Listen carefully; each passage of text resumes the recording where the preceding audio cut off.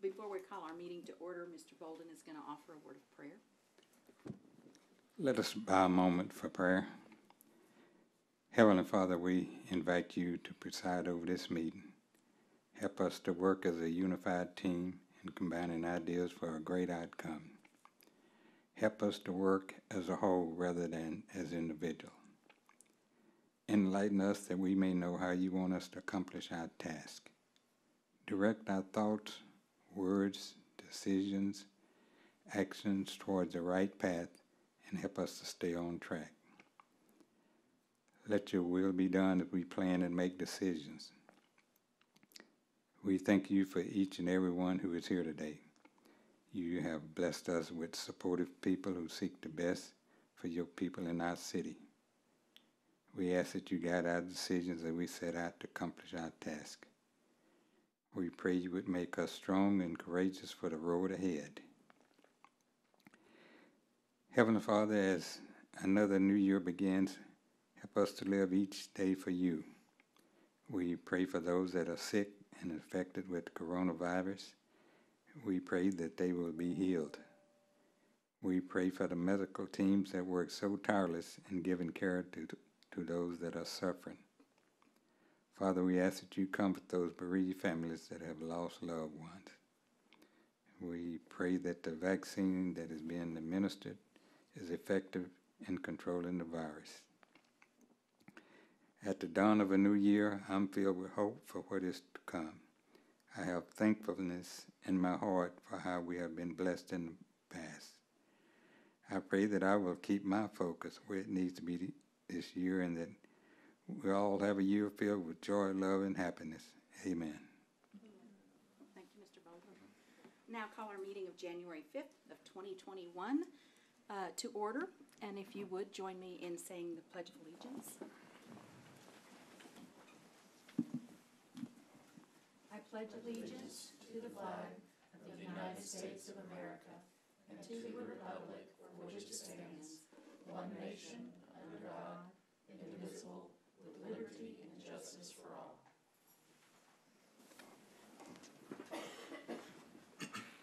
And I'd like to welcome Mr. Robert Davis, who's joining us this evening of the firm Flowers and Davis. They are our interim legal counsel, and so we're very happy that you're here this evening. Thank you, Mary. Of course, of course. And then if there is no objection from council, I would like to move agenda item number 4, open forum, to go before our work session. I don't see any problems with that. Okay. Then, in order to do that, I am going to have a reminder that the open forum is the public's opportunity to address the council on any matter related to the city that is not on tonight's agenda. Your comments are limited to 3 minutes, and in accordance with the Texas Open Meetings Act, the City Council generally cannot discuss, consider, or take action on matters not listed on the agenda. So I'd like to welcome Ms. Aloma Marquis. Would you like to step forward, please? Good evening and welcome. Good evening and welcome to you. I'm going to keep my mask on, so go right ahead. If you can't understand me. So what I'd like to address the council about is in relationship to Mr. Bolden's prayer. Is that whatever it is that we can do to facilitate that prayer being actualized, and that as many people as possible have access and easy in access to the vaccine as possible. Because one of the things I found out just recently today, that several government entities have been passed over in this whole process. Entities that their mandate is to deal with emergency situations at the county and city level. So,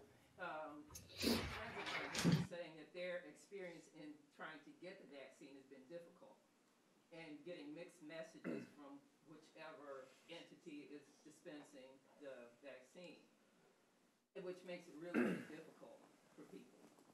So what my request is that even though you don't have the authority to mandate anything, is that you use your authority, the authority that you do have, the coordination authority, you absolutely that's within your purview, the coordination, the advising, your leadership capacities, to bring some coordination to the private sector rollout of this vaccine, making information about available, especially to people who have had difficulties engaging in the system in the past. Because one thing COVID-19 has done is point out that there are a lot of inconsistencies and a lot of inequities. So those same inequities are just more pronounced in the pandemic.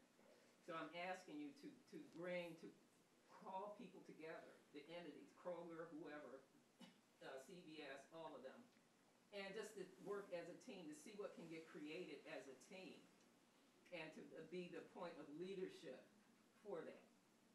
Because other than that, it seems like it's a free-for-all, and it's everyone for him or herself. And that isn't what we stand for.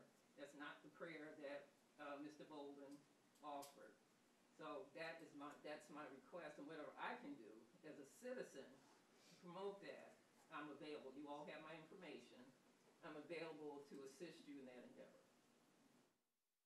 Thank you. Welcome.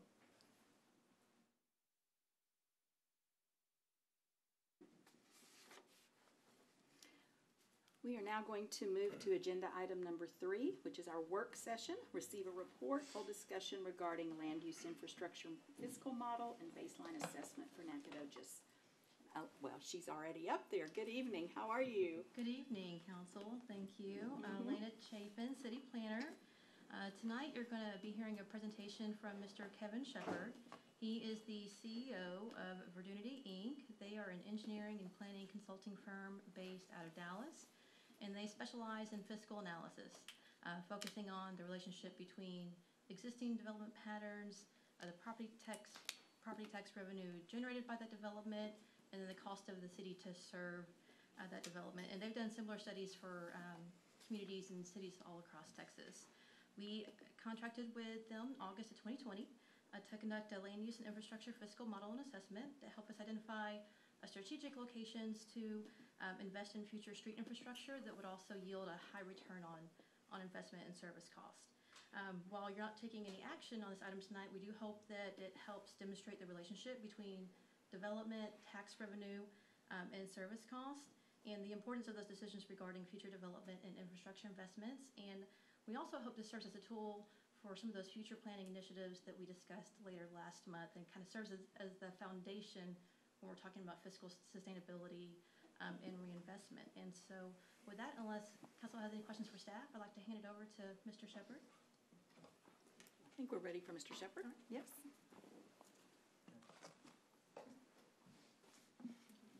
Sorry, just a quick, I think we're having a little technical difficulty with Councilmember Fisher not being able to hear what's going on. Okay. So do you mind if we just take a few seconds, see if we can maybe work out the technical difficulty so we don't get into the presentation and she's missed a portion of it? Sure. Not a problem. Apologies for that.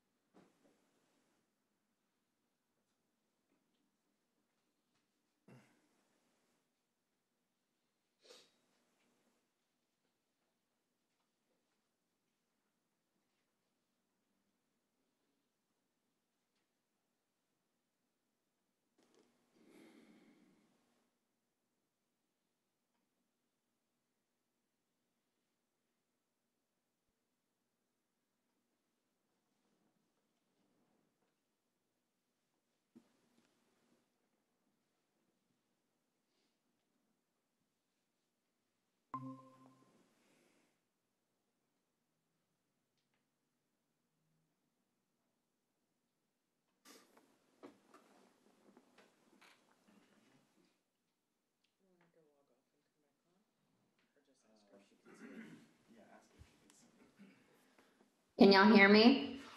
Yay! Okay. Yes, ma'am. Good evening. Hi, guys. Sorry.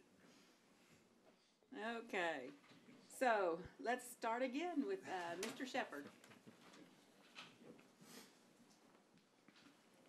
Good evening, Mayor, Council. Good evening. I always love, I told Elena earlier today, I always love making these presentations, just every city we go to and have this conversation. Just number one, I feel it's really important for communities to be talking about this issue that I'm going to get into. But number two, just every conversation in every community is a little bit different with how you receive this information and what you do with it. So, again, my name's Kevin Shepherd. I'm founder and CEO of Verdunity. We've been at it about, April will be 10 years for us as a firm. I'm a civil engineer by degree, got more into the planning field at my former firm, and really got kind of around the last recession, got into this issue of the infrastructure funding gap. How are our cities going to pay for the maintenance of all of the infrastructure that we've built? And so as you hear me talk about this, I'm coming at it from the civil engineer, but also from the planning and the finance perspective. I always like to start with this. Every city in this country, even a lot of our cities here in Texas, are struggling with this issue. How do we address the growing wants and needs of our residents with limited resources? How do we address the amenities that they want, the quality of life things that we need, the economic development interests, while also taking care of the water and the sewer and the streets and the schools and the parks and everything that comes with a community, and do that with limited resources? The answer for a lot of communities in the last 50 or 60 years has been growth. If we're continuing to grow, we're adding tax base, we're adding residential, we're adding commercial, we're bringing in new tax base, and so that revenue from the new tax base will help us take care of the old. Unfortunately, that's not the case. When you go around the country, when you've worked in other parts, I've worked in Detroit, Chicago, Memphis, Shreveport, you see some of these older communities, they're really, really struggling to take care of those neighborhoods that were built in the 30s, 40s, and 50s. In Texas, we're just starting to see some of that, of a lot of the growth that we had, 50s, 60s, and 70s, especially when we talk more of the suburban communities around Texas. A lot of that infrastructure that was put in by developers is now coming due for maintenance, and our cities don't have enough to take care of everything. You guys are no different. You don't have a lot of this suburban sprawl, for lack of a better word, that a lot of other Texas cities have, but you still have that infrastructure funding gap of how are we going to take care of all of our streets and water and sewer and drainage. So when you start to look at our development pattern and what we build on the ground, what we build on our land in our cities, and the revenue that generates back in terms of property tax and sales tax, it's not enough, it has not been enough to pay for the infrastructure and basic services. So what that means is we kick the can down the road, right? We look at our capital improvement programs, we look at our list and say, here's all of our streets, our water, our sewer, drainage, and we pay for a portion of it, either out of the general fund or with a bond election, what have you, and the rest of that gets punted, basically gets deferred to later. But that list or that amount never goes down. It's always going up. In very few cities we're actually seeing that those liabilities come down. So why is that? How can we look at the development that we're building and the revenue that it's generating? When we talk about this resource gap, when we talk about this gap between the revenues that our city has coming in and the costs, the true costs that we need to serve and maintain what we've built, there's really three basic options here. The first one is you can keep things the way that they are. You can keep your development pattern and your service levels where they are, but you're going to have to charge more. You're going to end up raising the tax rate, charging fees, stormwater fees, higher utility rates, and we're seeing that in some places. When you look at larger and older cities, you start to see that tax rate go up. The second one, you can keep the tax rate where it is, but you're going to have to cut those services to align with the revenue that you have. That's basically what most of our cities are doing right now when we defer those capital improvement projects. We don't want to raise the tax rate. Nobody wants to raise the tax rate. So number one and number two are not really popular options in many places. So the third one is how can we shift our development pattern and our infrastructure design in a way that can enable a balance, an affordable balance between what people are paying in property tax and service costs, and also in taxes. So what is that affordable balance? What does that affordable balance look like? This fiscal analysis work that we've done has really evolved over the last three or so years. As we look at more cities, as we see more development patterns, and we have more discussions like we're having tonight, we're learning a little bit more each time about what to look at and what some of the takeaways and what some of the strategies to address the gap are. So first and foremost, like Elena said, the goal of this is to give you all as city leaders more data, more context, so that when you're considering development, when you're making infrastructure decisions, which projects to do, what kind of road to design, you have a little more context to it instead of just, hey, how can we hold the tax rate? You're also thinking, what is that cost going to be on the back end for people that will come behind you? So how can we use this information to look for the right balance between what you're building here and what the residents of Nacogdoches are willing and able to pay for, not just now, but in the future. I originally, I think in the packet that you guys had, I had this slide towards the end of the presentation, and I wanted to bring it up to the front because it's a really important concept behind what we're talking about. In a property tax state like Texas, the property tax revenue that you generate should be enough to pay for streets and a good majority, a significant portion of your other general fund services, police, fire, administration. When it's not, when you don't have enough coming from property tax revenue, you have to subsidize that with other things, most notably sales tax. When you're using sales tax to subsidize basic services, that's taking money away from things like economic development and quality life and investments that more volatile sales tax was originally intended to go towards. So what this exercise is looking at, we've talked a lot with cities in the past, or I have, about, let's just go add more commercial, we get more sales tax. That can work, but your property tax is more stable. You look at what we've gone through in the last year, right? Sales tax, we didn't really know what was going to happen with the coronavirus. Property tax is more stable and more predictable from a budgeting perspective. So in terms of fiscal health for your community, having a larger percentage of your general fund covered from property tax puts you in a stronger position. Now, how can you do that without raising the tax rate, right? Usually the question is always, well, let's just play with the tax rate. That's the only variable that we have. But your development pattern is another option. So the methodology here that we go through, there's really three levels to this. The first one is we look at property tax revenue per acre.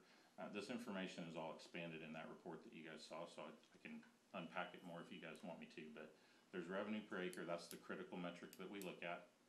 It's the property tax revenue generated by the parcel divided by the size of the parcel. So it lets us look at things in a little more apples to apples basis. Level 2 is we add your current budget. So the current portion of your general fund that's paid for from property taxes, we allocate that back to all of the parcels in the city. So what you end up with is basically a profit and loss map, or a red-green map, what some people like to call it, that shows which parcels in the city are generating more revenue, more property tax revenue than they cost to serve, and which ones cost more to serve than they're generating. That usually, that's been effective in some places, but where our work has really evolved and gotten more powerful, I think, and more helpful is when we do this third level, and that's to look at what are the real infrastructure costs. What do you really need? If you had the money that you needed to fix all of the streets in the city, what would that look like, and what would that same map look like? So that third level, we add in those unfunded street costs, and then take a look at it again. And then the last part here on this slide is scenario planning. We use this as far as comprehensive planning, overlay districts, scenario modeling to look at if if you wanted to develop or redevelop an area, what would that look like fiscally, and how does it impact the overall fiscal model and fiscal health of the city? Right now, based on your most recent budget, 37% of your general fund comes from property taxes. That's really the main thing that you want to take away here. You just heard me say property tax, having a good portion of your general fund come from property tax is important. You guys are at 37%. That's not bad, but I always try to advise cities to work towards that 50% goal. I did wonder about the internal fund transfers. That's quite a bit to have transferring around internally, and didn't have a chance to look as much at where that came from. But this is a really complicated slide. There's a ton of stuff on here, but I'll just point you to one thing. A metric that we like to look at is general fund per acre. Your general fund per acre, in that, if you look at the green row there on the left table, is a little over 1,600 per acre right now. So if you take the total general fund of the city, you divide it by the size of the city, you'll get a general fund per acre number.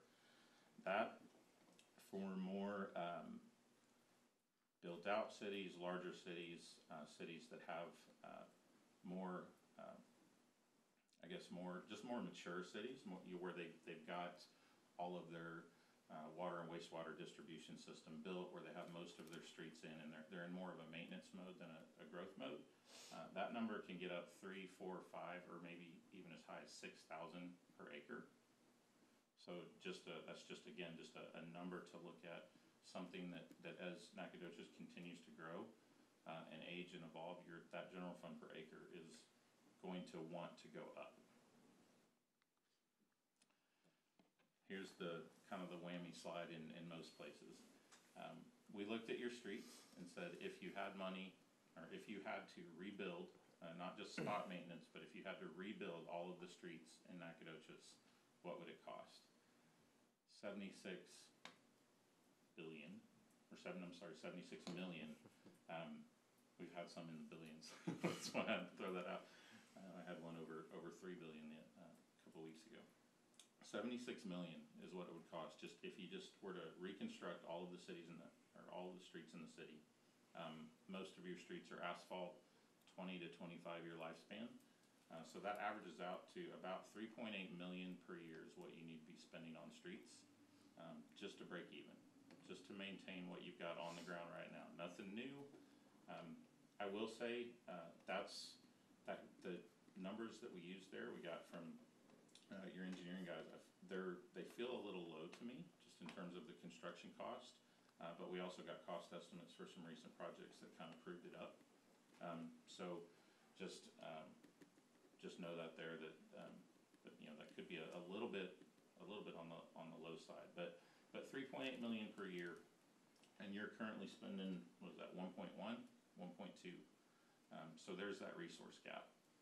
Now you'll do some bond elections, you'll do some things occasionally to cut into that. But just be aware of what your total liability list is and what you're spending, and start working towards spending a little more each year on streets. The good news here is a lot of your streets are in good condition, meaning they don't have to be replaced right now. That's the other part of this chart. The color bars there show if you were to stagger that out based on the condition of the streets, when you would spend that in 5-year increments. So you've got a good portion of your streets that don't need to be maintained for another 10, 15, or 20 years, so you have some time. So be looking at how you can save up for that.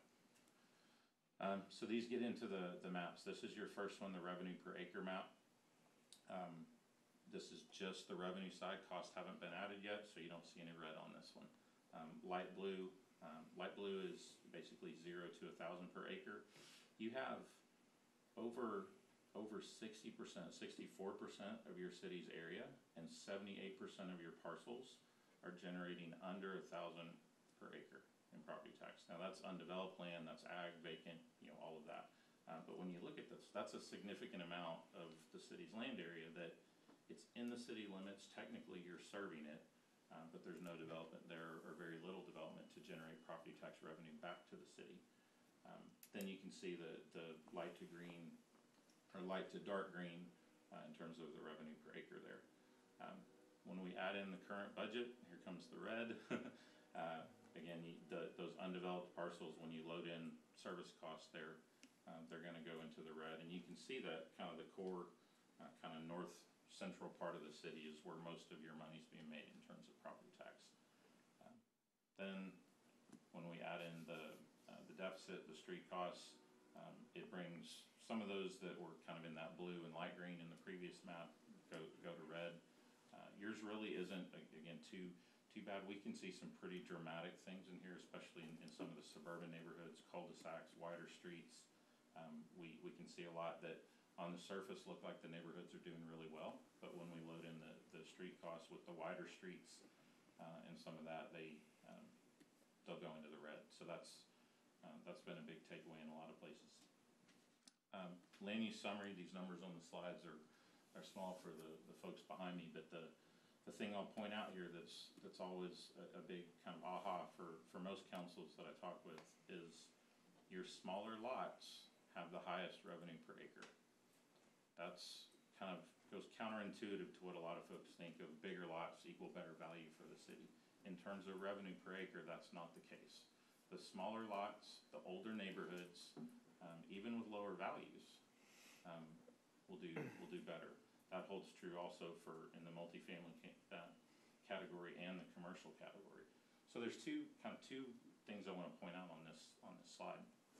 From a fiscal health perspective for the city, revenue per acre, smaller lots are going to get you more back. But also from the personal perspective, from the resident or from the business owner, the smaller lots, the smaller buildings are more affordable. So when we talk about affordable housing and diversity of housing and offering different price points and neighborhoods types and options, a real win-win for communities is looking at smaller lots, smaller buildings, and especially in areas like we are downtown and the walkable neighborhoods adjacent to it. Those are just huge opportunities to capture more value, more revenue to your city without really increasing your infrastructure costs because it's all already here. This is just another way to look at that. This is the single family. On those green bars show the average values for the different single family lot sizes. The small lots are on the left, the larger lots are on the right. That gray line is the revenue per acre. So you can see those smaller lots, they're more affordable, but they also have the highest revenue per acre to the city. The larger lots have a higher value, but lower revenue per acre to the city. So when you think about zoning, when we talk about lot sizes and things like that, this is really powerful stuff to look at. And I want to make sure to point out too, there's no one right or wrong way to do this. What you want, it's just like a personal investment portfolio. You want a mix, right? And your goal as the city is to build a mix that's ultimately going to pencil out. Right now, what we see in a lot of cities is we've built far too much of the middle. And again, you don't have as much of it in Nacogdoches, but in a lot of our Texas communities, we build a bunch of a third or a half acre lots for $150,000, $200,000 price point with fully blown wide streets, curb and gutter, concrete. Those are just black hole money pits for cities. The developers, the builders will crank those out all day long. It's just a poor investment for cities. So you want to do some of that, but you gotta be careful about doing too much of it. Comparing the value of different development patterns, just to illustrate this revenue per acre with a couple of different examples here. On the left, you see your Main Street mixed use. That's about 0.65 acres. So the land footprint it's under an acre of land. It's generating property tax revenue per acre of over $13,000. You compare that with the suburban pad site, the typical fast food restaurant site of half an acre. That's generating a little over $2,000 per acre to the city. The stuff on the right gets incentives all day long to come to cities, but in terms of property tax, it's not always the best investment. The downtown stuff also, the Main Street mixed use is more flexible, it's more resilient. You know, a business goes out, another one can go in. A Taco Bell or a Dairy Queen, something like that goes out, it's a little harder to retrofit. Let me kind of level up on this a little bit. Here's Here's the traditional grid, your old downtown, 13 acres. You're getting 7,000 on average, 7,000 per acre in that whole area. You compare that with the big box, it's over double the size, 27 acres, and it's getting under 2,000 per acre in property tax revenue. This is another one, I just saw the mayor's face. It's another one that people, now this is just property tax, so this isn't sales tax, but sales tax does tend to follow the same trend. When you put more people into an area, you're gonna generate more demand for commercial, and so the sales tax will also go up as well. Big reason for this difference, all that parking associated with that big box, that's not generating any property tax for you. So it's a lot of land that you're using for something that's not generating any money. It's not necessarily a bad thing, just be aware of that relationship. Couple more, you can see the couple of the different big boxes. We always tend to get more questions about the big boxes, and oh, well that's just one, what about the other one? So we have another in there for you, but that Main Street mixed use, when you look at all of the jobs, the different kinds of businesses that can go into that, you talk about community identity, you talk about walkability, resilience, that the old traditional downtown pattern checks all the boxes. And so that's part of why you see a trend back to building more of that, is because it's more fiscally productive for cities, and it's more affordable for the people living in the cities. And it's also more resilient when that business wants to check out and go somewhere else. You can repurpose some of the smaller stuff a little easier than you can the big box. We have a lot more of this in the report. This is your highest producing parcel in the city. 209 East Main Street. You would not think that you don't drive by that and say, dang, that's a moneymaker for the city. But when you take the property tax that it's generating, the size of that lot, it's almost 40,000 per acre coming from that little building.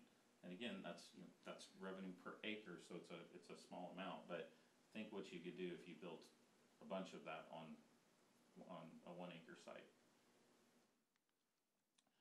Couple of other, we've got more of this in the report as well.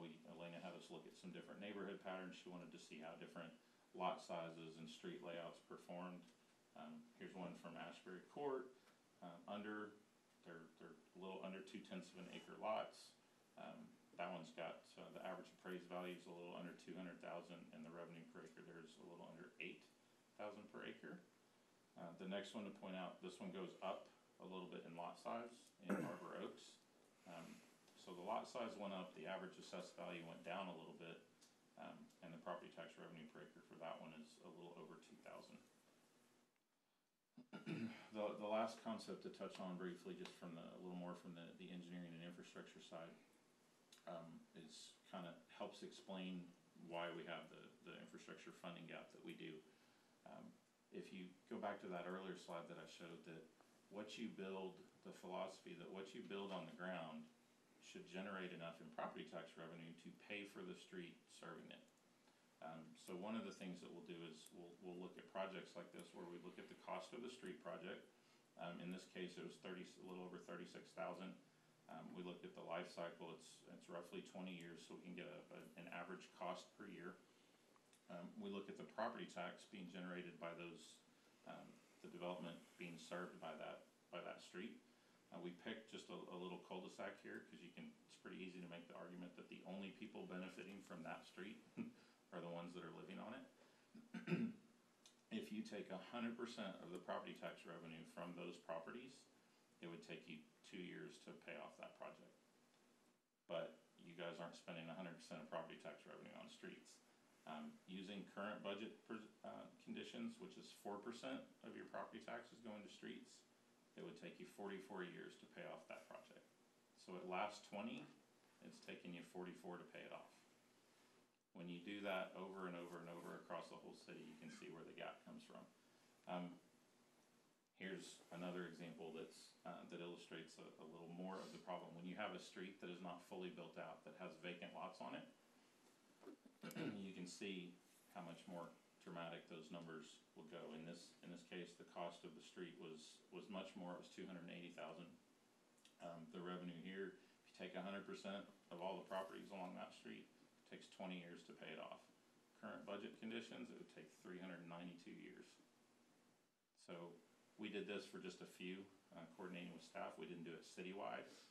But when you look at capital improvement investments, when you look at what streets should we do, look at this relationship, but also look at it in terms of the city's overall map and say which ones, if we take care of them, can preserve number one, preserve the property tax base that you have, but maybe you do it in a way that can also allow for some redevelopment and some infill that can bump that value to start to close your gap. And again, downtown and the neighborhoods around it are a good place to start.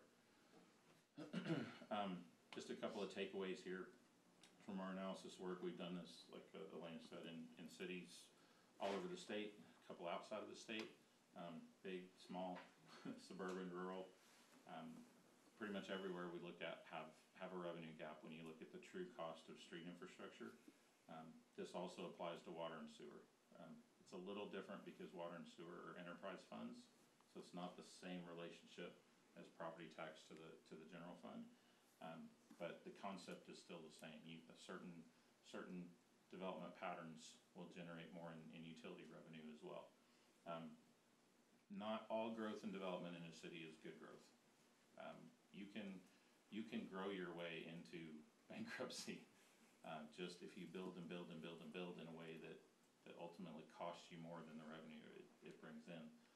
And unfortunately, and that was really what prompted me to start our firm back in 2011, was seeing other parts of the country that were so upside down and wanting to come back to Texas and say, how can we use the growth and the philanthropic money and the investment that we're blessed with in Texas right now to try to not end up like some of the other places that I was working. So not all growth is good growth. Look at that growth and say, is it gonna pay for itself long term? The older traditional grid neighborhoods, downtowns, the smaller lots, the mixed use neighborhoods, almost always outperform the more of the suburban style single family type development with larger lots, wider streets, unless you get to a point where those home values are high enough, 400,000, 500,000 and up. And I would just say in that case, the amount of people that are willing and able to pay that is probably shrinking. Again, not necessarily a relevant conversation to here as it is in some other places that just keep bumping the prices and think that's great. But when they run out of people that are willing to buy those homes, they're going to be in a world of hurt. Characteristics of high return on investment parcels. So the most fiscally productive parcels and development patterns. High ratio of building footprint to lot size. The more building you put on a lot, the more productive it's going to be. So less parking, less stormwater detention. You still need parking, you still need detention, but think about the way that you lay them out. Multi-story structures. Anytime you can go to 2 stories, you're going to do better. Think about it in terms of a home. Same lot, same street, a 1-story versus a 2-story. 2 stories is going to be worth a little bit more and going to bring a little bit more back to pay for that street investment. Narrow lot frontage. If you think about 1 block of street, if you just have 2 houses on that street, that's 2 people paying property taxes, versus if you have narrow lots, you end up with 5 or 6 or 10 lots on there. You can generate additional revenue based off that street investment. Smaller lots, some people will say higher density. I don't like to use the density word as much. I think it's building different patterns of housing and developments to give people different options. And then also the large rural estate lots. If you do the big lots with minimal infrastructure, dirt roads, gravel roads, septic, things like that, those can pencil out really well also. So some takeaways, recommendations for you guys. Again, there's no formal study to adopt or formal recommendations to adopt. It's when I've given longer presentations like this to TML and to other groups, I like to say it is use fiscal sustainability, use this fiscal analysis as a common language. When you talk about land use, when you talk about density, when you talk about zoning, street design, all of those things can come back to dollars and cents. And does this help us close our gap and become more fiscally resilient and fiscally healthy, or does it create more debt, more liabilities in the future? So I mentioned earlier, property tax, the property tax share of your general fund is 37%. I think that's putting a lot of pressure on your sales tax and some other funding sources to cover some basic services. Just as a general goal, I try to advise every city that we work with to shoot for that 50% number. Your general fund per acre is low when you compare it to what you're likely going to need to sustain services and infrastructure in the future. It's at 16, 17 an acre now. If just at current tax rate, general fund source ratios, you'd need around 1850 to 1900 an acre to cover existing street liabilities. So that's just a high level average. I mentioned earlier, bigger cities, larger cities get up in the 3, 4, 5 range. I think for you guys, an easy number of first goal to shoot for would be that 2,000 per acre number, and then 50% of that coming from property tax. So that would mean you'd want in that revenue per acre map, you want things making 1,000 an acre or more. But if you go back to that map, remember that what was it, 76, 78% of the parcels are making under that 1,000 per acre right now. 51% of the city's service area is developed, so half of your service area is undeveloped, doesn't have buildings on it. So that's a lot of area in your city that's not bringing revenue back right now.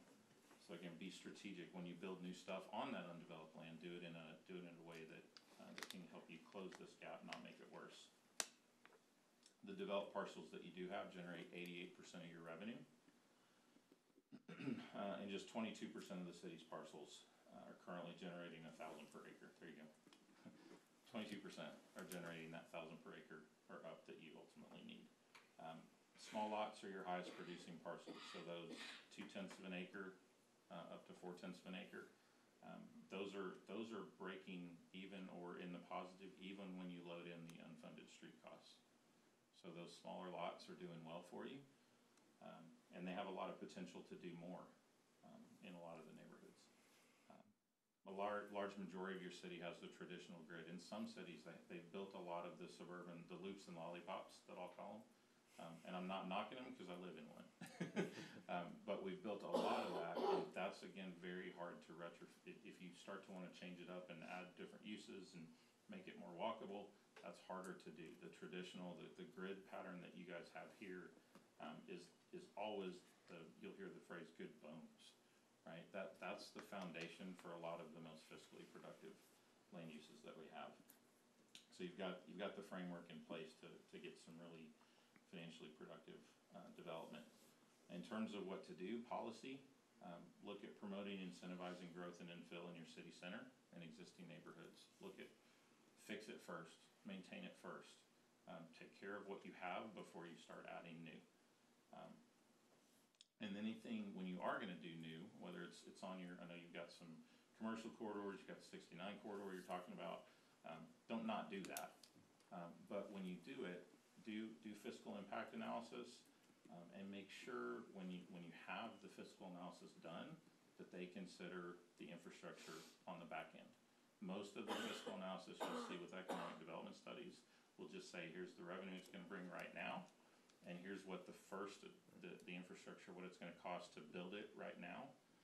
But that's what the developer's covering, right? What you need to be concerned about is when we have to fix that 50 years from now, you want to make sure that you're generating enough to pay for that. Won't go into all of these. There's a lot of ways we're seeing this get used, comp plans, zoning, et cetera. That's on you guys and what you do with this. But I just want to wrap up. I appreciate the opportunity to get this stuff in front of cities. It's really, this infrastructure, it's something that we can look at and we can say, man, look at all the potholes, or man, our streets are going to crud, or why can't our city fix my street? But when you ask any citizen in a city, do you think when your street needs to be fixed, do you think your city has enough money to pay for it? Almost everybody will say, yeah, I pay property taxes. But the reality is that we don't. And so the more transparent we are with this conversation, the more we put this out there, the more the solutions can come up. There's plenty of solutions. There's ways to close the gap. But if you don't raise awareness that there is a gap, it'll make it a lot harder to get those solutions in place. Okay. Thank you very much.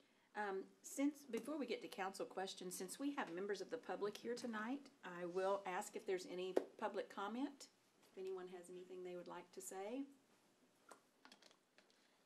Okay, hearing none. Let's start with Mr. Bolden, Thank you, Mayor. of course. Traditional grids, you mentioned those in the basically downtown area.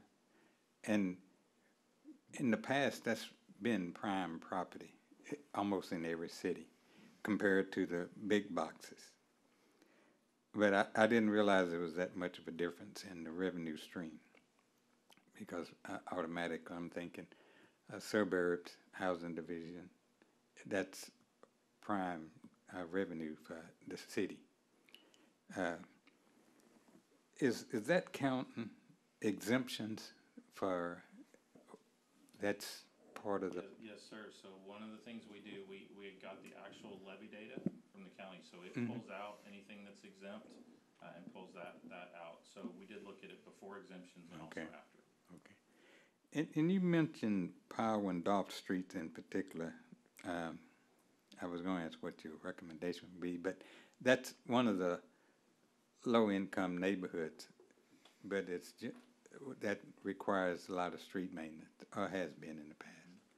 But this revenue stream is low compared to maybe a more modern neighborhood. What would be your recommendation in that? That's a great question, and I'm glad you asked that, because when we look at the city overall, and we've done this with some capital improvement programs of where to make the investments. Part of some of those neighborhoods that aren't at the higher values is because of the lack of investment in the past. We will focus on growth and building new development on the edge, and we won't take care of those older neighborhoods. So in a lot of places, we'll do numbers, and I don't recall for that one exactly, but where some of the older neighborhoods and the poorer neighborhoods, the lower value neighborhoods in terms of revenue per acre, are subsidizing some of the newer suburban neighborhoods. So I think that's still, even though the numbers don't look good for that one, it's still a good investment, because you're going back and investing in existing places. Now, what I would say is part of why that one's not as good is the lots are bigger and the values are down. So can you cut those lots in half? Can you allow accessory dwelling units or things like that to get more density and more development on those lots to bring the revenue up? So there's different strategies to do that. So it's not a bad thing when you look at some of those and say, oh gosh, look, we just invested in that neighborhood and the numbers are bad. You got to have the context to the bigger discussion. So I meant to say that, and I'm glad you asked that. But I mean, you mentioned revenue per acre. Now, does that mean a smaller lot with a larger frame house is more of a revenue stream than a larger lot with a smaller house? Usually, yes. There's variables there. It depends on the value of the homes and the exact size of the lots. But and we have some more examples, I think, in the report that shows some of the different combinations of lot sizes and building footprint. But yes, I mean, almost across the board. And that chart that I showed of the single family that showed the smallest lots being the highest, it's been the same in every city we've modeled. There hasn't been a single one that's been different. So that when you have, and the reason, like the traditional pattern, that's the way we built our cities from the ground. You know, when this country started, we started downtown. We built incrementally with the resources that we had. After World War II, we changed regulations. Land, land got more accessible and affordable, and so we started to build differently. And that's where you see the flip. So yeah, the gridded streets, the narrower streets, the walkable neighborhoods, whether it's downtown or even in larger cities that just have those old grid neighborhoods instead of more of the newer infrastructure, those almost always perform better in terms of this value per acre metric. Thank you, Kevin. Sure. Mayor? Mr. Hens? All right. Thank you for the report. I absolutely love that. I'm curious, you mentioned the property tax goal of 50%. It seems like there's going to be a disparity between larger communities, oftentimes those suburbs from the 70s, 80s, 90s that have mud districts, and they don't necessarily have private sanitation. They do have private sanitation. They've sold it off to a golf tournament sponsoring entity. For those, where do you see their general fund percentage funded by property taxes relative to someone like us? Like we're relatively small, so it seems like there's kind of a critical mass. You look at like the Lufkin or the Commerce versus like the Tyler or Longview. It's quite a bit bigger, and so you see that track along there. It seems like 1,700 for us, and the communities 30, 40, 50,000. Then you get up to 100,000. It seems like it's easy to make that jump. So I guess it's multifaceted. It seems like it's a really nuanced community. Do all those same things apply? Do we need to be kind of working towards that, the 50% number, even though we've got the enterprise funds?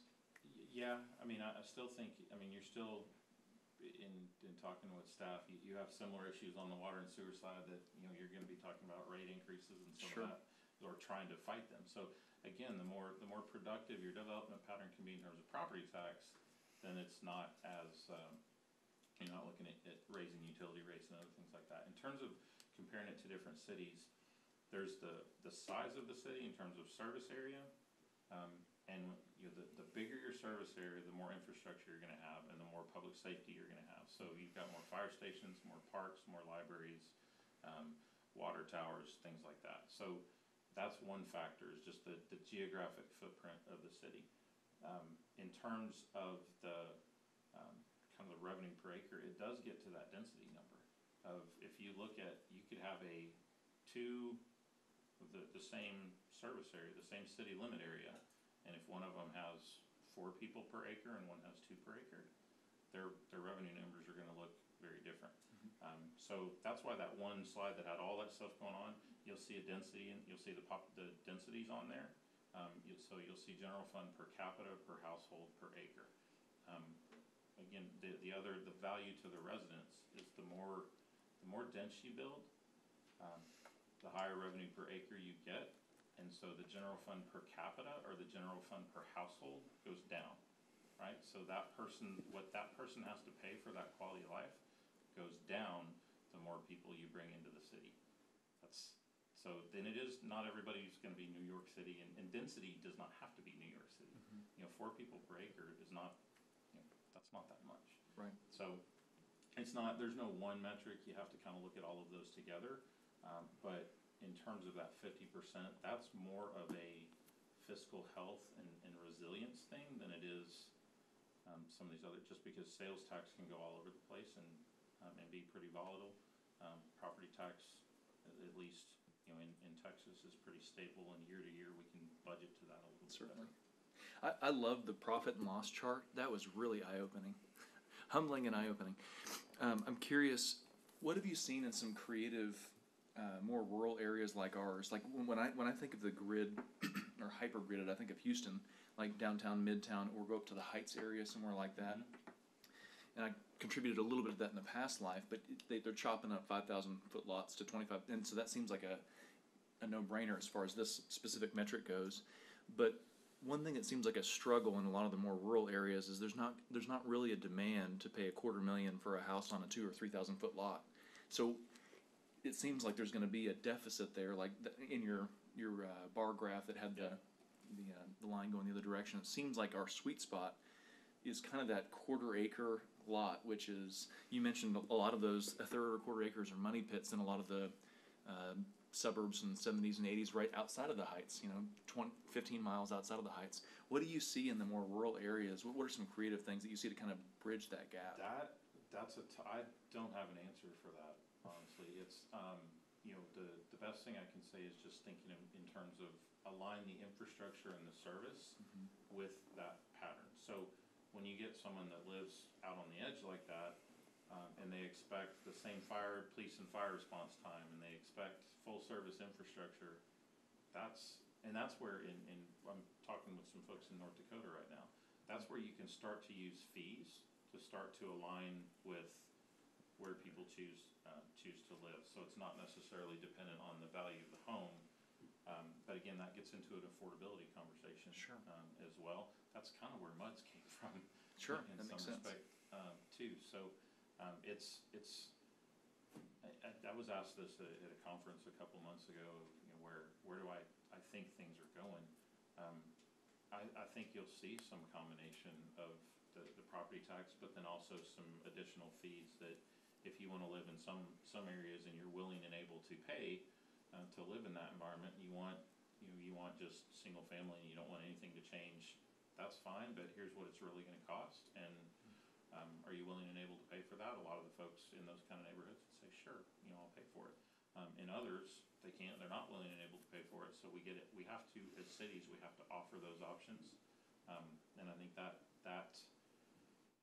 ability to offer those different choices is going to be really, really important to a lot of Texas cities in the next probably 10, 15 years. Because you're going to, that buying power from the average person is going to start to come down. So yeah, it's going to be interesting next 10 years for us. But I don't, I think it's just understanding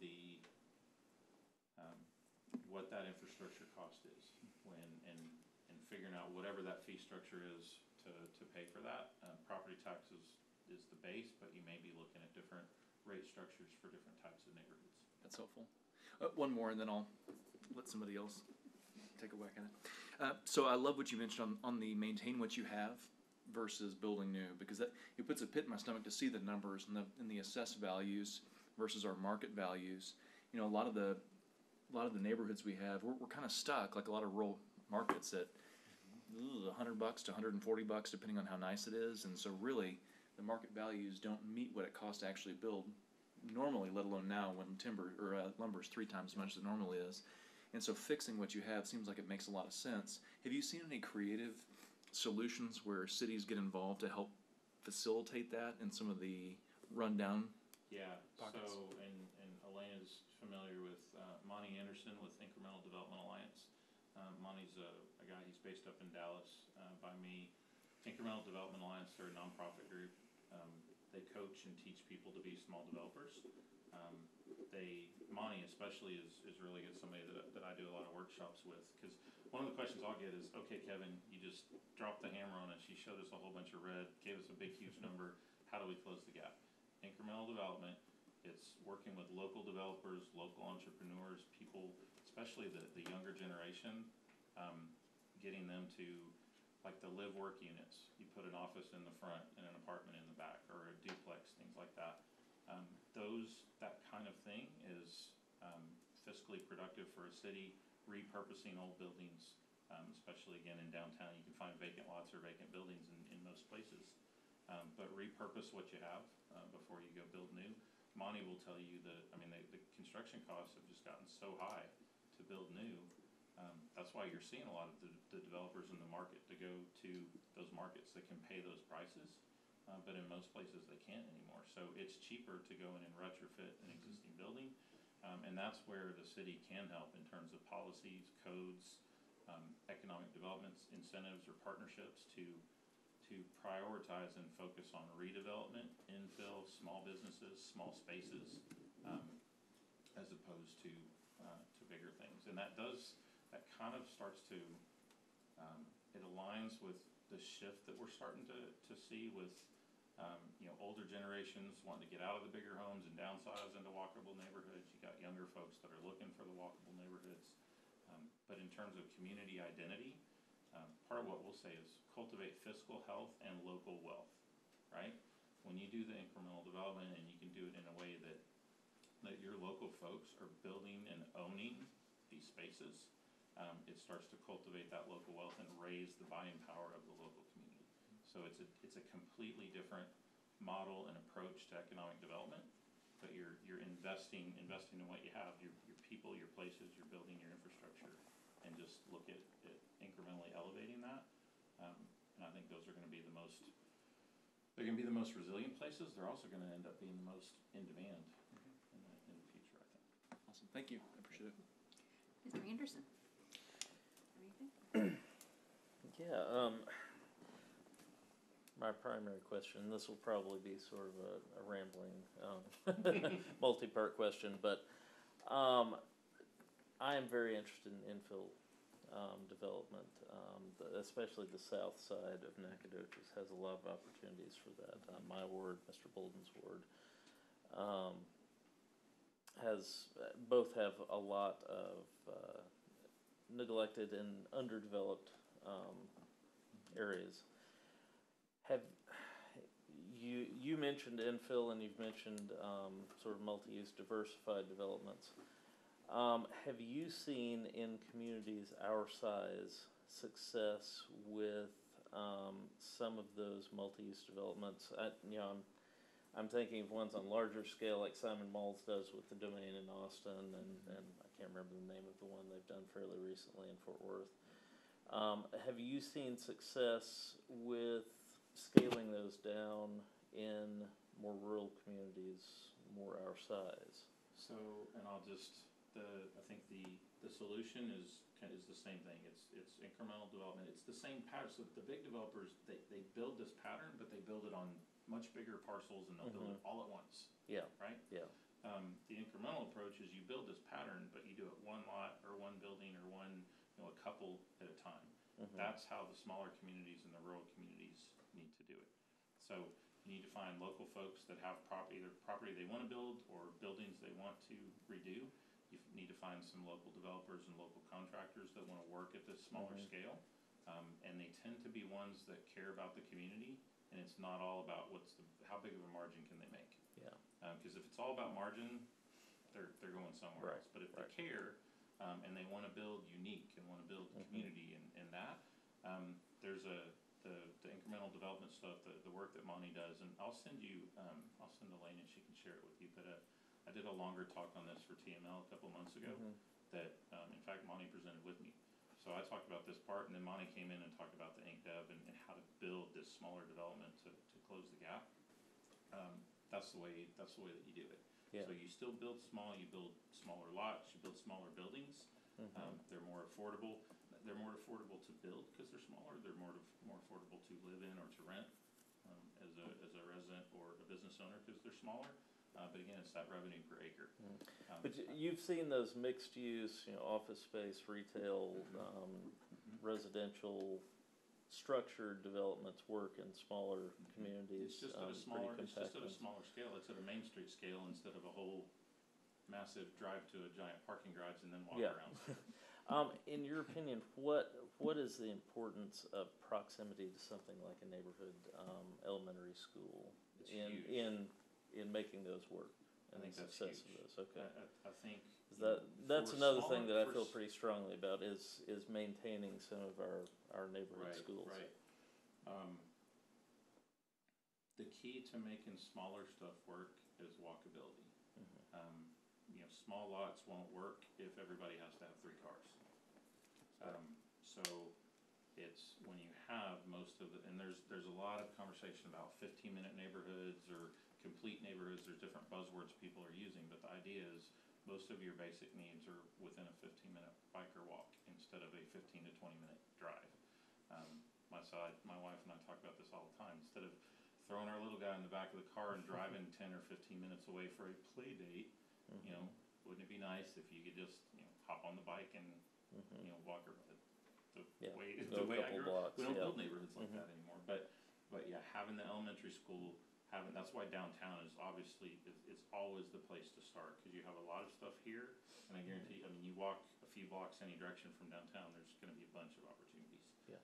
I don't know. I'm not as familiar with the specifics of where you guys are talking about, but anywhere the city has infrastructure, anywhere that you're currently serving with police and fire and streets and all that, if you got vacant lots out there, that's killing you. So if you can work to put things there, that's going to help you. And if you can do it in these smaller patterns, smaller lots, and then 1 or 2 story, especially 2 story, if you can get it, that really works. So I guess my last question is, given the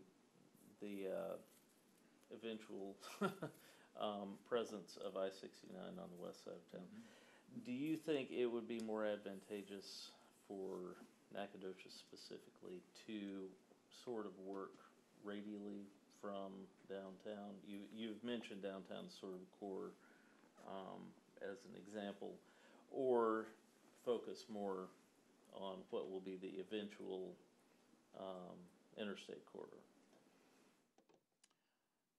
Or is that just, No, is I'm that? always gonna come back to the most fiscally responsible and fiscally productive thing to do is work inside out. Okay, Well- Now I'd caveat that with work on your main corridor from downtown out to 69. and Work- then work out that- from there, Yep, okay, work that way and then go Right. north and south Yeah. from that. okay. Well, that's I all. mean, don't ignore 60, I mean, not No, every no, city obviously has, don't ignore not it, every city but, has 60, so you gotta take advantage of that, but don't go all in on trying to incentivize businesses on that corridor and forget about the little guys that Yeah, make you who you are. that make the core, yeah. Great. Thank you very much, I appreciate it. Ms. Fisher?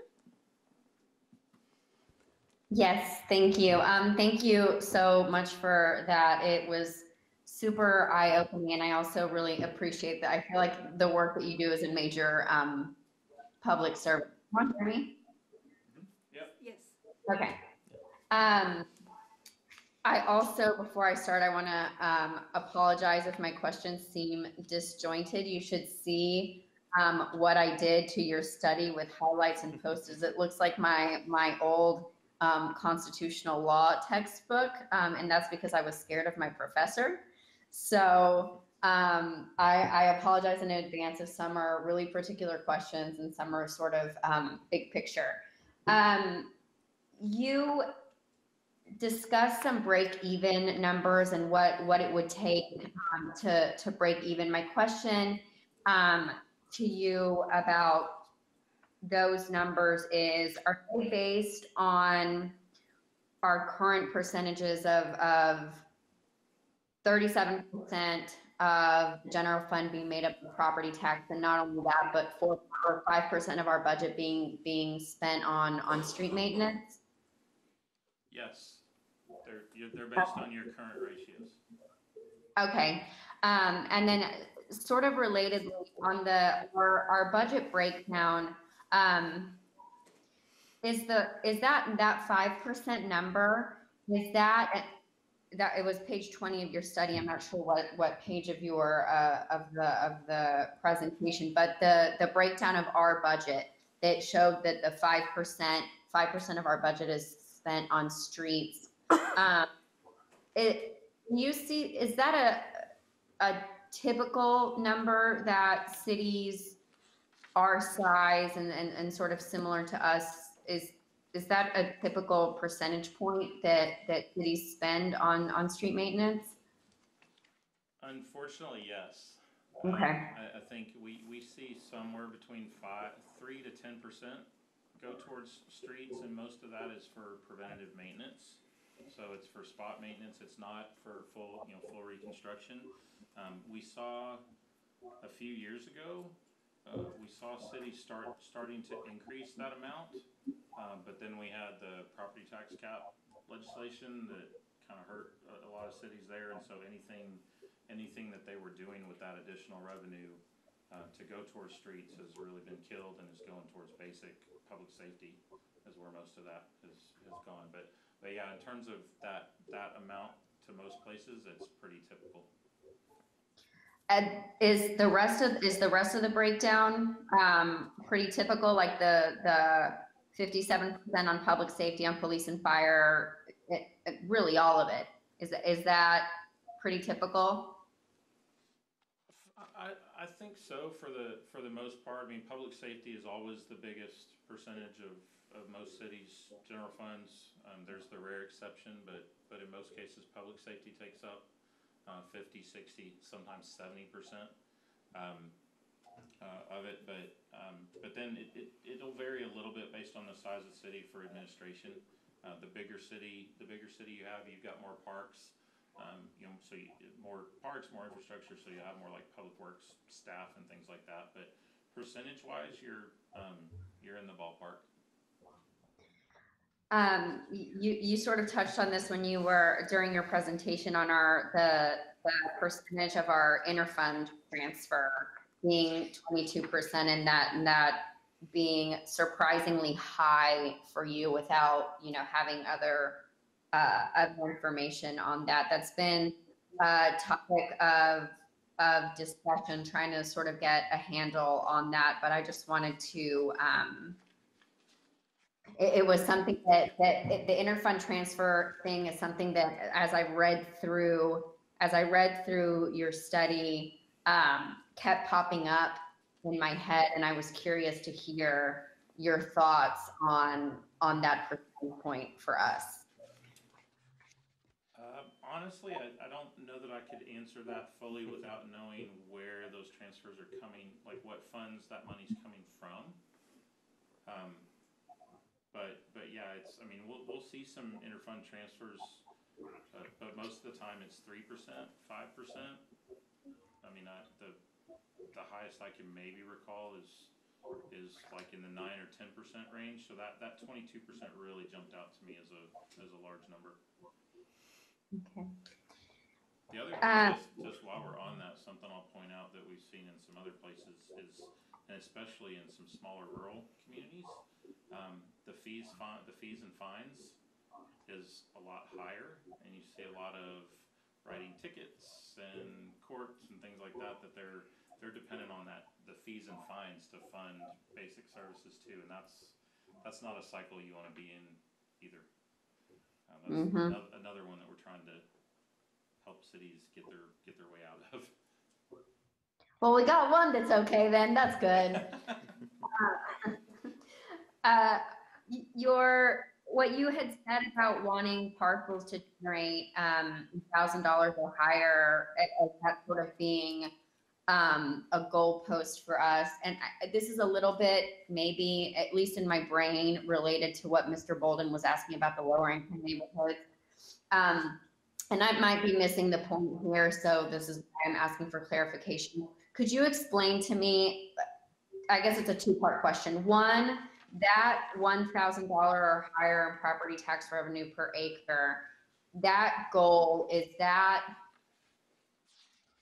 forward-looking in terms of, whatever new infill development we do, or is there a way to bring existing acreage and parcels up to that goal? That's my first question.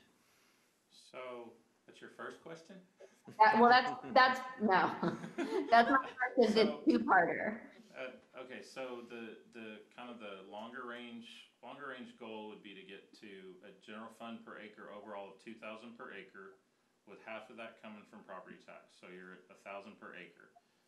The way that you get there is any new development. You can look at the revenue it's bringing and the size, and look at the lot sizes, and you can get to that number.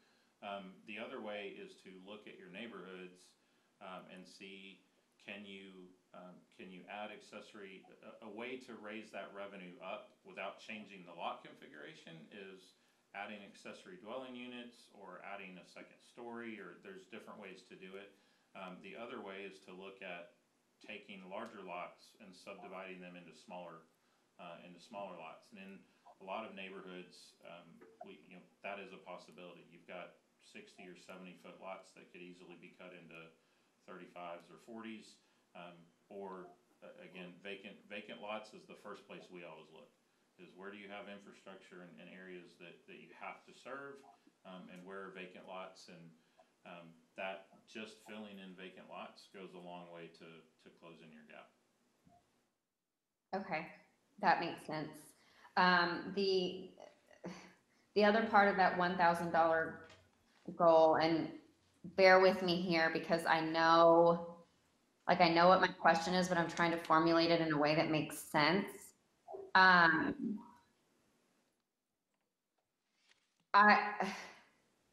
understand the apples to apples, division, trying to compare it and the data crunching in a way that makes sense to come up with these kinds of suggestions for cities.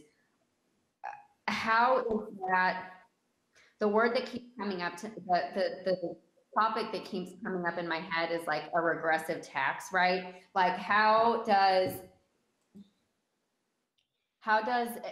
pushing for a goal of 1,000 per acre take into account maybe the fact that there are, you know, the lower income neighborhoods with maybe the, like you said earlier, the larger lot size, or even if not, it doesn't have a larger lot size, less value. It seems like a one size fits all, where maybe it doesn't take into consideration like different property values or different income levels for particular neighborhoods. And I'm hoping you can explain why I'm wrong. You're not necessarily wrong. I think that's where the conversation is starting to go now, is what can we do with our land use and our tax policies to help address the resource gap in cities, but also be equitable with how we do it. And some of that is what some of the communities up north, Bismarck is one. They've looked at street assessment fees. They've looked at some different kind of tiered rate structures. And what's interesting is when you look at different parts of the country and what they're doing, what some would say in Texas is let's go towards a street fee and adding some of these other fees that we start to help pay for some of these things. But then the folks that have done that for a while are trying to come back to more of the property tax. And it all kind of circles back to build a development pattern that generates enough revenue to pay for itself. Meaning, you know, don't put a really small home on a really big lot. Kind of, I mean, the more you dig into this, the more you guys talk about this, it'll start to emerge of what the right strategies are for you guys. But there's going to be conversations in Austin at some point soon about how do we close this infrastructure funding gap, because with the tax cap and other things, it's really, really handcuffing our cities to do that. And from the resident perspective, the willingness and the ability to pay more for these things is tapped out. And COVID has just made that worse overall. So I think it's, again, that common language that you just start to talk about these things, and how can you do this in a way with, again, try to do it with infill development, try to do with some funding partnerships where, and again, I'll get you that presentation that has some of Monty's examples that show how he's partnering with some of the folks in some of the poor neighborhoods in South Dallas and working with them to build small, set it up to where they get in some ownership and they start to cultivate and grow their own wealth. So it's raising that value for the city, but it's also doing things that raise the spending power and capacity of your residents at the same time. Awesome. Great. Thank you. And I've got one more question for you. I like what you said at the very end about how important it is to be transparent with residents about this resource gap and raise awareness. And I was trying to sort of think of ways that we could do that beyond, you know, speaking about it and discussing it in a city council meeting, which is definitely a great starting point, but obviously not all of our residents tune in or are able to be present. And so my question to you is, and obviously, you know, COVID hinders this, but do you think an effective way of handling that, besides continued discussions in city councils, is maybe like holding town halls in neighborhoods once we're able to do that again? Have you seen cities do anything particularly effective in terms of raising awareness around this issue? That's a good question, and a couple of the things that we've done. Number one, we've got a podcast, our Go Cultivate podcast, where me and other folks on my team talk about this stuff a lot, and have different folks on. So that's been one thing that's been shared and gotten a lot of good feedback, both from elected officials and staff, but also just from residents and people wanting to get into development. The town hall concept, when we do comprehensive plans or zoning codes, one of my favorite things to do is I call them walk shops, but get into the local neighborhoods and walk around, and we talk about what they like about their neighborhood, what they don't like about their neighborhood, and we can introduce some of the fiscal elements in that conversation. There's been some of these that we've done in addition to a presentation like this to just council, that we've actually done a community meeting just completely around this topic. Some I've done with just myself, some I've tag teamed with Monty, where we come in and do kind of the both parts of this. So we kind of present the issue and the challenges, and then we also come in and tell some of the stories of some of the developments and things that we've done to help kind of help some other people and places to start to close their gap. So then there's a lot of information out there, just nuggets on social media and other things that could be shared as part of, if you want to make it an intentional education campaign in your city, there's a lot of material out there to share. What I would say is, 2 years ago, making these presentations, I very rarely got 3 years ago, rarely got the opportunity to get in front of council. And it was because staff wanted to keep it at staff level. They didn't want to go to council and say, look at these numbers, because they thought then council would come back and say, what are you doing? Why do we have this gap? But there's been enough conversation and enough of these done now that cities can see that you're not the only one, you're not alone. This isn't on any individual staff. So that has definitely changed in terms of having the conversation with the policymakers and the elected officials that lead cities. What I'm looking at now is, after we make these presentations, what do cities do with it? And that usually comes down to the willpower of you all on council, because there will be some residents that will hear this and they'll come back guns blazing on what they don't like, on one side or the other, what they don't like about it. And that's what I want to leave with you guys is hopefully the report and the continuing conversations that I have with staff. I mean, hopefully love to be a resource. If you guys come up across somebody and you don't know how to respond, or you don't know the right language to use, I'm certainly willing to help you out there, because it's something all of our communities, and in some of my other talks, I will talk about national examples, but we're not nearly as bad off in Texas as other places are. So we have some big challenges, and any of you that have kids or grandkids, it's going to be on them to pay for this stuff. So that's what drives me to do this, is we've got to close this gap while we have the resources to do it, or we're going to have the next generations that are really, really going to be hurting. Thank you. I appreciate your study and also the work that you do in general. So thank you so much, and thank you for being patient with me. Thank you. Did any of you have any other follow-up questions you wanted to ask? No?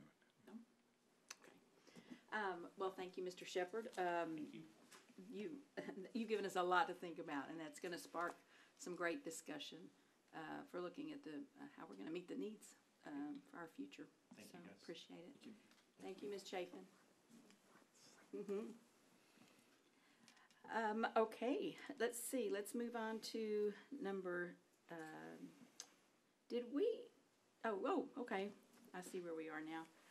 We haven't done our consent agenda. That's how it got me off. Okay. So you will look at the items on our consent agenda. If one needs to be removed for discussion, we can do that. If not, Chair will entertain a motion for approval.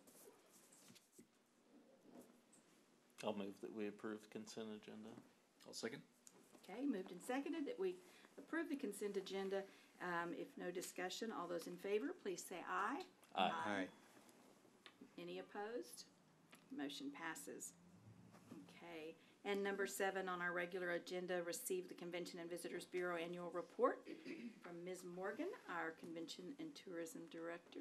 Good evening. Hello, Mayor and Council, and Happy New Year.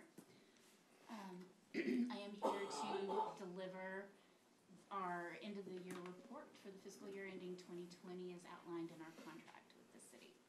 And we'll be using the same metrics that we've used to measure our success for the last 2 years, with one exception. Traditionally, I am able to provide for you an estimated economic impact of the groups that we have brought in. That is derived from an algorithm, a service that we subscribe to through Destinations International. And we did have a number of lost business. I did not have confidence in the accuracy of that number. When we usually, in better times, a group would come in, have their event, and then leave, and then we would have a definite number of people staying in a definite number of hotel rooms. Things were a lot more definite. There is an algorithm for lost business, but it's all a little, there's just no substance to it. And I feel like what we were able to arrive at was just exaggerated to the point of shock and awe. And if we're going to do this and drill down on that granular of a level to see what the estimate of lost business is, I want it to be as accurate as possible, and I'd hope to have that. I've reached out to peers in the industry to see how they're doing it, as well to see if there's a compromise, and I was unable to get that for you today. And so I do apologize for that, but I will get that to you in the weeks, hopefully month, no more, to come. But if we're going to really examine this so that we know how much we lost, so that we know how much we need to make up for them, I want that to be accurate, and I want to present in full transparency to you.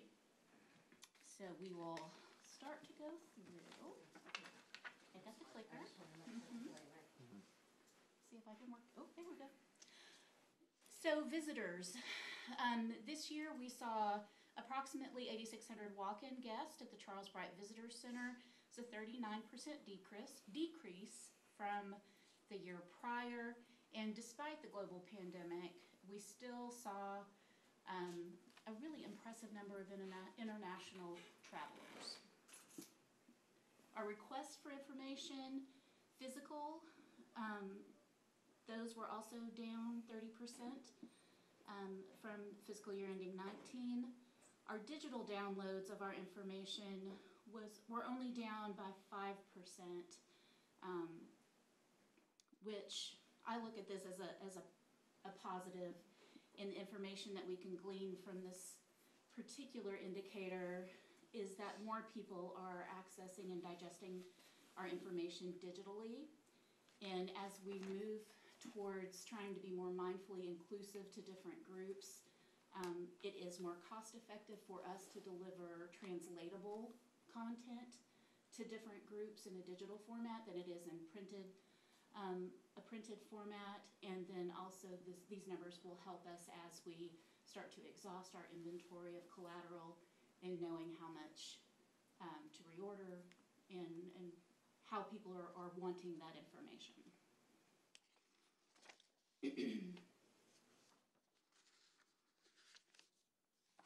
Our paid print marketing for last year, we maintained our presence in what we call our prestige publications, Texas Monthly at a full page, Texas Highways at a third page, and then fewer insertions in County Line magazine, which is a regional publication, Sawdust, which is the SFA alumni publication, and the Texas State Travel Guide.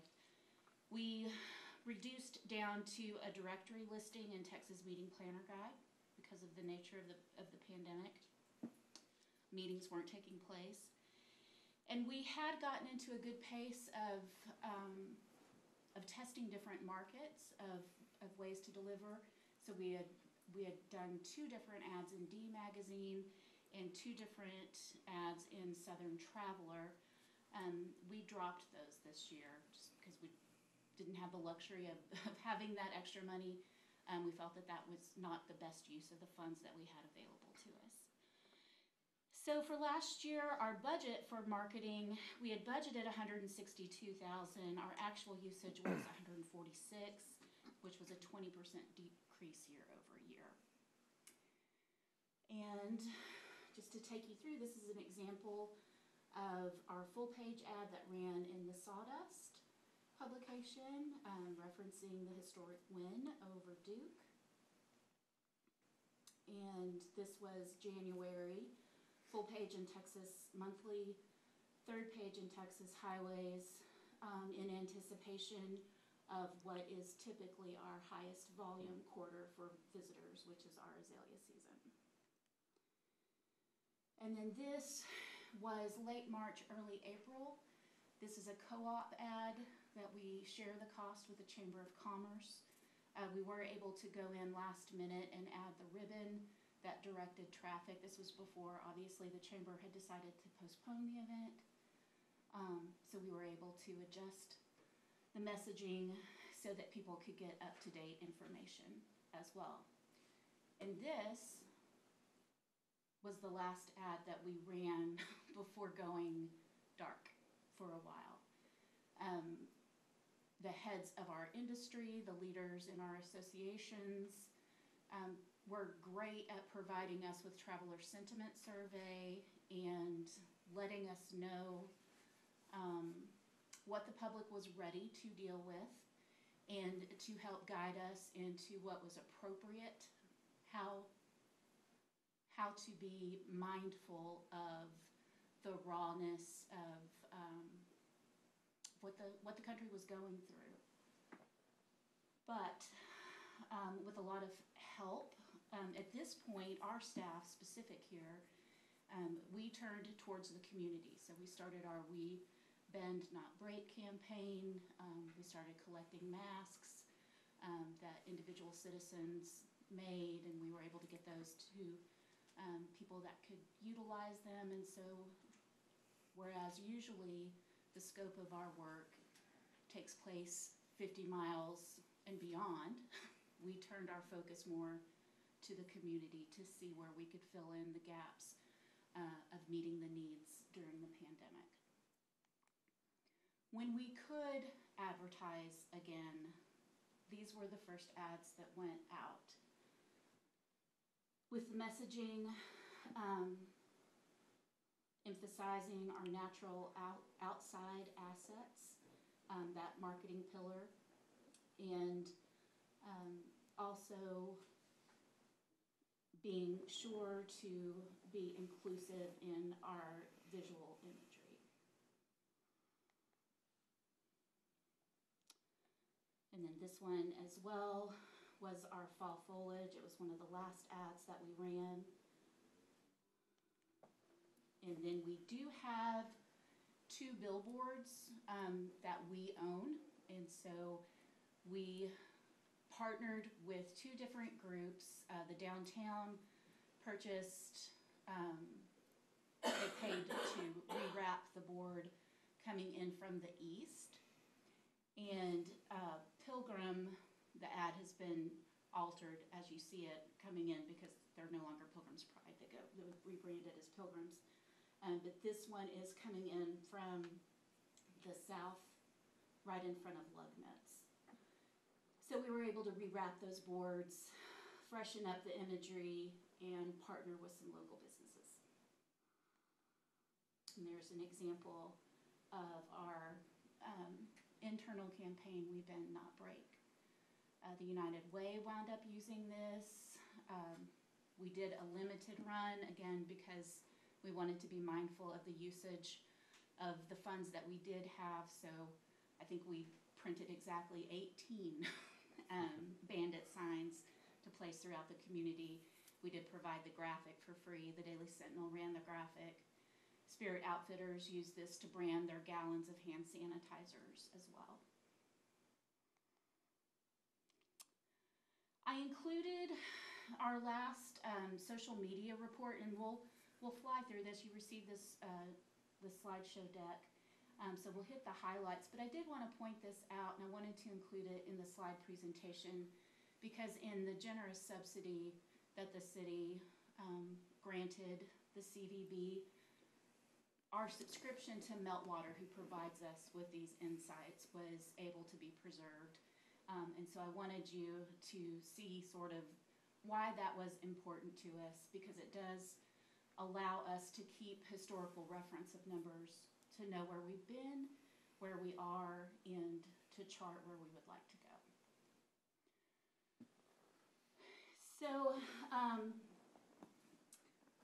this is where we get a lot of sentiment scores. We did see a 6% drop in content volume, but our impressions actually grew by 73% in that last quarter. And when we look at the brand analysis, we can see that our volume trends by August were up 35%, and by the end of the last quarter up another 13%. So that meant that more people were mentioning us. The positive and the negative gets confusing because those are measured, there again is another algorithm, and just the words that were being bandied about in the media of pandemic, those are just inherently negative terms, disease. So while it might have scored on a negative sentiment, it doesn't mean that it was negative in reference to Nacogdoches. Popularity and trend spikes. It's always neat to me to be able to see what really resonates and hits with the public. So we were named Historic Town of the Day by one site. Our partnership with Stephen F. Austin and Family Weekend. Always popular for us are the Mize Gardens and the Cody West Contour.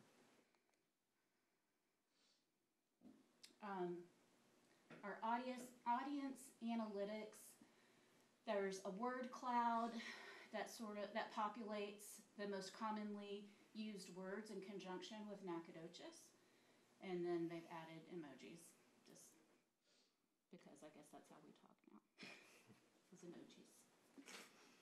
And then our most popular post, so there was Jason Renna's photo of downtown that won a regional award, and underneath the bridge, those scored very high. And our top influencers that were talking about us, KTRE News, the Texas Historical Commission, Texas Forest Trail Region, as well as different bloggers and some businesses. And these, again, just go individually through our Twitter, Facebook, and Instagram. So overall, we did see increases in all of our social media presence. One of the other indicators gauging our success is what people who receive our services think of us. And so TripAdvisor, we were able to maintain our Traveler's Choice Award, which is given to destinations that maintain a certain level of visitor input at a certain degree. So we're like at 4.89 stars out of 5. And we were named #1 out of 31 things to do in Nacogdoches. And I included, there weren't any bad reviews, otherwise I would have put them up there. But we did have some really positive reviews that spoke highly of our displays, our staff, the friendliness, and the cleanliness of our building. So that is to the credit of our great janitorial staff and the combined efforts of the community. Our website, this compares year to year. So again, you see that our visitors and our users, our page sessions were all down. But out of all of this, what I like to focus on are the 2 pie charts. The blue indicates new visitors, and the green is returning visitors. So you can see that we had only a little over 12% returning visitors. The majority of that are brand new people. So that tells me that we're doing our job in getting information out and sparking interest for people that are coming to our website. And it's not just our staff going to our website 5 times a day. Not that we do that. In this, I included because it's interesting to me. One of the goals that we set for this past year was to broaden the scope of our outreach into different demographics, target demographics. Typically, we trend more towards females in the 55 plus category. And from people that have visited our website, you can see that just by a skosh, we are now trending more male and to a much younger demographic, that 18 to 36. And the pages that were of most interest at the top were sports, individual sports, running and walking. Again, another sports, the next one down, food and drink, and then different tourist destinations within the city. And then there's hotel occupancy. I saved the best for last. The red line there indicates the average daily rate that's charged for a room. The green indicates actual hotel occupancy, and the blue indicates the revenue per available room. So if we're running from October to October, you can see even pre-pandemic we did have an underperforming first quarter, but we peaked as we typically do at the end of January, early February, and then that's where the bottom fell out. And you can chart our recovery there. And on the very last slide are the actual breakdowns of the numbers. So year to date, calendar year, overall our hotel occupancy was down 22.9%, and for the running 12 months it was down 22.6%. Our average daily rate for rooms stayed fairly steady, 4.5 and 5. And then the revenue per available room saw great fluctuation, ending up for year to date at down 27.9% and 26.6 for the running 12. And if you look at the next to the last line item, it talks about, it represents the revenue that we lost, and you can see that it was in excess of over $2 million in revenue from hotel stays.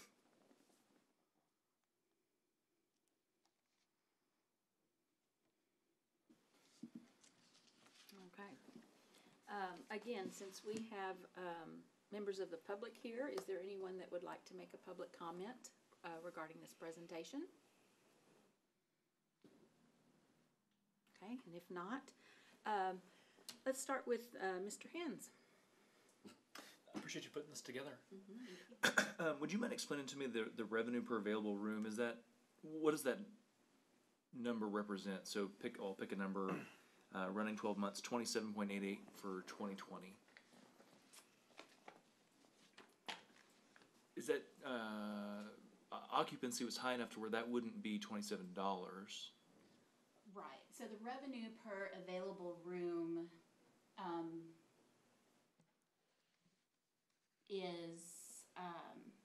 it takes into account the average daily rate, the number of rooms available for usage, and so when the usage is down in the inventory, then that accounts for the loss in revenue. So as far as, forgive me, I'm an Aggie, so I need a little legend or something on there. So like it's 27.88. So if we have 10 rooms going for $100, but only one is occupied, so you have a revenue of $100 divided by total available rooms of 10. So $10. That would be the metric on there. Am I interpreting? Okay, got it. Okay. No real questions. Unless you caused the pandemic, that's not on you. But I appreciate the efforts there. I know it's tough, but we'll bounce back. That's what we're already seeing, the recovery. So keep your chin up. And we have fared better than most destinations. Not even of just our size, but period. We have fared better than most destinations. And the recovery from what the estimates are looks to be about another 3 to 4 years. Now, we might continue our trend of faring better and recover faster than that, or it might catch up with us and we might be on the tail end of the recovery in. But I have to say, I would be remiss in saying that the community response has been outstanding. And the successes that we have seen are directly due to the public's perception of the safety of this community. And that is a nod to our services, to our police, to our fire, to our city leadership, to the quality of life, to our parks and rec, and to the individual citizens. People wanted to have visual cues that made them feel safe. And we had a citizenry that, in general, was very compliant in wearing masks and best practices in sanitation. We had businesses that were very responsive and very transparent in the measures that they were taking. And that resonates with travelers. And so we have seen time and time again people that are stir crazy. We've seen a tremendous uptick in day traffic. It hasn't converted into hotel stays. But when people needed to get out and escape, it says a lot that they chose us. That's a privilege, and we should be honored that they chose it. So, yeah, knock on wood, the staff has done amazing in response to all of this. They've been very fluid in their skill set and very creative. And yeah, I've had to adopt a sort of a theme of moral neutrality. Things have happened. It doesn't benefit anybody to judge whether the things that have happened are good or bad. They just are. And so if we are open and accept everything that they are, then when it comes time and when it's appropriate and when we are able to, we can respond to it and recover and hopefully be able to learn a lot from however long it takes. Certainly. I love the hotel numbers for me are easier to grasp because it's tangible. And I understand that Fredonia is not a part of this. Correct. So when I look at this, the first thing that comes to mind for me is south side of town. We have a lot of nice hotels there that are really going to be impacted by oil and gas, and we got crushed right around the same time, Q2, Q3. And so I see that uptick. Do you have any sense from the Fredonia crew if they trended along similar numbers? Because you drive by and you wouldn't know we're in a pandemic on Thursday. I'm sure they're all being very safe, but they did, and I actually had a conversation with Ryan Russell specifically about that. And you have to remember that a lot of it might always look like the Fredonia is full, but those are employees that are parking there. Their parking lot is deceptively full, and they have done okay. They've probably outperformed most of our properties. But they have certainly felt this as well, primarily from their banquet end. Sure. So there were a lot fewer meetings going on. A lot of their staff had to be laid off because there just wasn't the demand for servers and things like that. So slowly, as we're able to have more meetings, I think it's going to be great for everybody. But the Fredonia still continues to be a great partner with us. awesome. Thank you, Sherry. I appreciate Thank it. you. Mr. Anderson? No real questions. I just mainly wanted to say thank you very much for compiling this, and thank you and your staff so much for keeping your chins up in an extremely difficult time for the hospitality industry, and being creative, as you said. And it's hard to find them. You have to look for them, but there's some bright spots there, and there's some encouraging trends. Things like international visitors and so forth. If little things like that, little nuggets like that, certainly help. It does. Yes. We're very grateful that y'all have all gotten through a very difficult time, and at a point at which I think it's going to start trending back toward normal. Thank you. I'll pass that along to staff. Ms. Fisher? Pass it along for me too, please. Yes, ma'am. Mr. Bolden? No question, but thank you for staying strong in these difficult times. I know it hadn't been easy, But it was two things that the digital format, I thought it would be a lot higher during these times, but it was probably pretty well even as it had been in the past. It was only down by 5%. Yeah, yeah. And last year, last year was the first year that we measured digital downloads of information. And it was tremendously high last year when we measured it. So I think it's unfortunate that this was the year that we're comparing it to. But it's still very strong. But it is always a challenge because we serve two very different and distinctly different groups. So we have those that have no interest in our app, have no interest in downloading a PDF. Yeah. They want it in their hands and they want it mailed to them. And that's, again, it's not right or wrong, it's just what they want.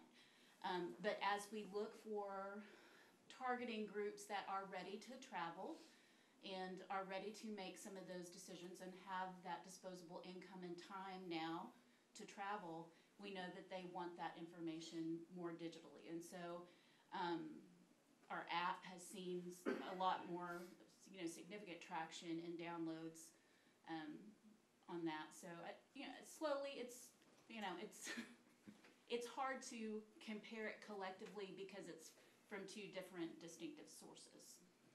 All right, thank you. I won't even mention about the men and women. I can't believe that one, but anyway, thank you very much. You're welcome. Thank you for the opportunity. When you were here speaking to us in August, Yes, ma'am. you had talked about grieving the loss of your industry, as you all know it, and it being your routine, and how you were consciously choosing not to let it get you down. You were going to make a conscious choice to move forward. And you mentioned tonight that one of the ways that you all have adapted was to turn more inward towards community. But can you describe a little bit more about what you did with your staff as far as, I guess, changing your goal setting and how the daily operations work now? We are fortunate in that I think we are naturally a source of information because we're the visitor center, and a lot of the civic groups in the community use us for tickets, registrations, things like that. And honestly, what we saw the most of were people that just needed to talk to other people. And so having Mike Bay in that role at the front desk, he probably worked harder during all of this than most of us, because he was a great comfort to a lot of people that came through. In so much as the rest of the staff, we had to really look at the scope of our work as defined by our mission and purpose, and be good stewards of the funds that we have to spend, and acknowledge that those are restricted funds. And if we're to be good stewards, then we need to use them appropriately. And finally, to give the proper reverence to the community that we are housed in and the community that we serve. And so it was not responsible to tell people come to Nacogdoches, to run ads that said, oh no, come on, we're safe, but not Lufkin. That was not responsible. So it was more taking a pause, which I think, if anything, out of this pandemic, I think as a society, we all gained a pause. And to really ask ourselves, what would we want to hear? What did we need to hear? And provide that service to people. So our messaging became one of healing, one of soothing, one of comfort, and one of welcome when you're ready. And it was that partnership in it and that identification, because we are literally all in this together. And so that, we couldn't bring in groups. But what we could do was look at the airport and talk to a hangar owner that would allow us to paint their hangar white, and then we showed a movie, and, you know, that turned into a great thing, and that was a great release for the people that chose to come out to watch that movie. And again, we always have to have that second part of, we love to do stuff for the community, but that's not what our money is for. So we have to balance that out with, would this be something that a tourist would want to do? Well, and it was just several years ago, I mean, it wasn't that long ago, that we were so intent as a council, and I think, I guess with our former manager, you know, there was such this push of, you all don't put on events. Right. And so now we're back to, I thought it was great, because if you live with that, we don't do this, you know, you change that, and we're able to come up with some very creative ideas. Well, thank you, and that was with support of our board, and again, we operate a little differently than most of the departments in the city, so we do have a board of directors that fortunately has confidence in the staff, and we happen to have a staff that has a big event background. So those things are fun for us and good for us, and honestly, one of the big lessons out of all of this is it is not fiscally responsible to have a single source of income. So where we can, looking at where we can diversify our income streams. They don't teach pandemics in tourism They school. don't. I slept in late that something day, happened. but, but yeah, we've made it through together, and there's still more to do, but, you know, we could focus on what we can't do, or we can turn our focus into what we can, and who was it? I think it was Mark Twain that said, you're about as happy as you make up your mind to be.